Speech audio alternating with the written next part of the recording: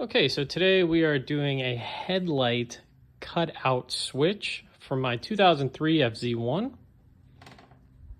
And what we're going to have this relay do is interrupt the headlights whenever you press the start button. So if you examine the wiring diagrams for the bike, you'll notice that the headlights just come on with the ignition, and that's that, which creates a drain during cranking. My cluster turns on and off and doesn't really like the power surge because of that. There are other issues, small issues with the bike. There's a couple voltage drops across the bike I'm going to resolve as well, but this is going to be one of them. So what we've done here is we've located the headlight fuse right here at the fuse box. It's this first 20 amp right there. Okay, and on the back side of this fuse box is some heavy gauge wires, those brown wires, and you'll notice there's only like 2 of them. And if you look way down in there, you can't really tell. These brown wires, one's probably like a constant wire. The other one feeds a rail of switched wires, okay? So that's how you know what side of the fuse you're on. Notice how the other side of these fuses have individual wires. Those are the individual circuits. So the brown wires here, that would indicate that those are your inputs to the fuses. And this side of the fuse box, the individual wires indicate your outputs. So I know that red with the yellow stripe right there on the end corresponds to that first 20 amp, and that's our headlight wiring. That wiring should come down through here, and it should go up to the headlights. So I opened it up here, and I found 2 red with yellow wires. So it turns out somewhere in this harness, they twin, and they go down to the headlights. And I thought this would be like left headlight, right headlight. No. They also backfeed one another. When I cut one of these, both headlights still stayed on. They're definitely the same circuit. I've metered this all day.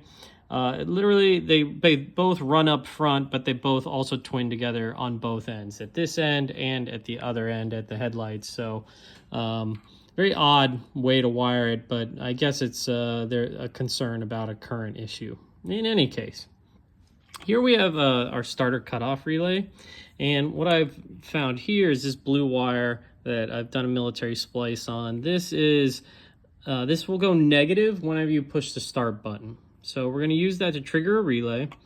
The relay contacts 30 and 87A will normally be connected to these wires, and I'm just going to twin these together. I don't think it'll hurt them. And then when you push the ground, when the start button, that will activate the relay and disconnect these wires momentarily just during cranking. And hopefully, maybe I see some better performance on the electrical system on this bike. This is super generic. It doesn't necessarily apply to this bike. It really applies to any bike that doesn't have the feature that automatically kills the headlights before cranking. This bike doesn't have any sort of wire that I could think of that is like ground wall running or anything like that, where I could just have it them turn on once the bike is running.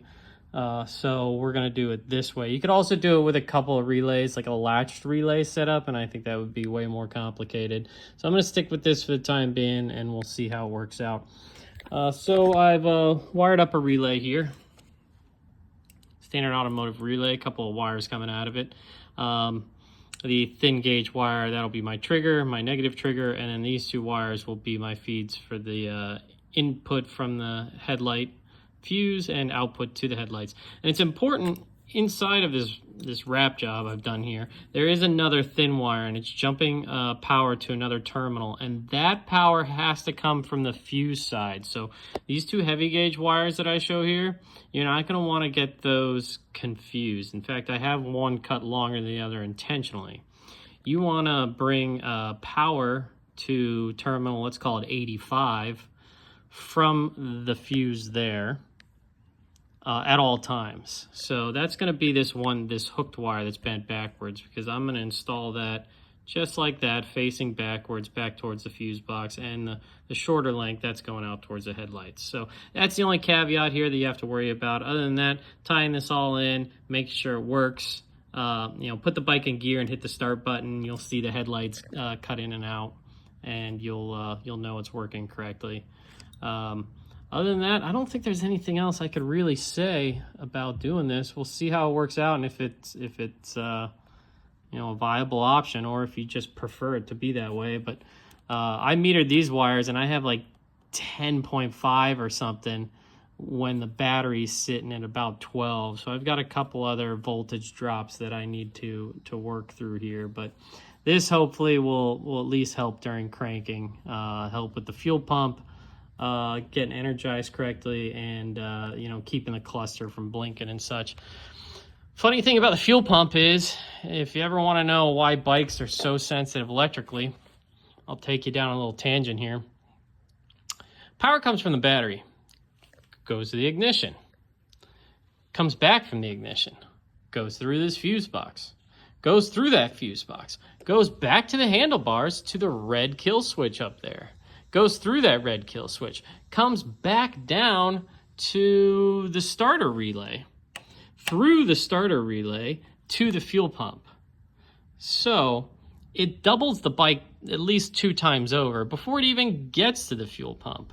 And that's, you know, because you have to run through all these safety features and so on. And I suppose that's the benefit to modern bikes nowadays, is you don't have so much of this issue. But in any case, we're going to try and go after some of those other items, maybe in later videos or something. We'll see. But for today, I'm hoping this might alleviate some of that. Thanks.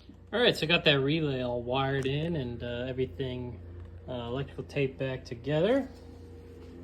So what I've done here is put the bike in first gear, turn the ignition on so the headlights are on, as we can see, and we'll go ahead and push that start button. Very good. And you can audibly hear that thing click every time I hit that. So good. We know that that's working fine. We'll button this up and troubleshoot some more items.